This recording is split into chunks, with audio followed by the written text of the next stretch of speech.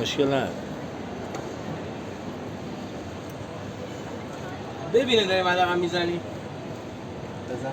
گریزکاری شفت بعد از نصب شفت.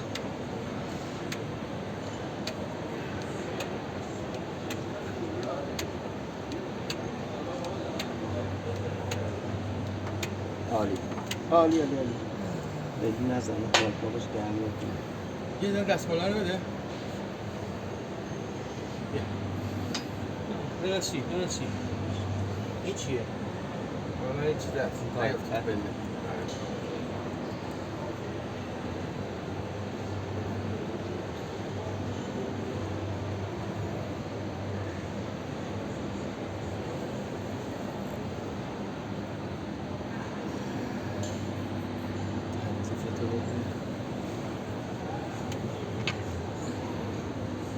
خیلی هم نباید بزنیم، اون قارقابشو برو میده میاد بیرون.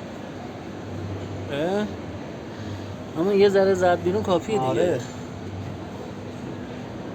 خب محمد برو اون برای پله. دیگه هر 6 ماه یه بار است که باید بزنیم. قاسم این برای بگیر. یه دقیقه اینو میتونید دقیق بگیری، اینو نور بیفتیم 4 و نیمه. چی بگیرم؟ فیلمشو؟ عکسشو.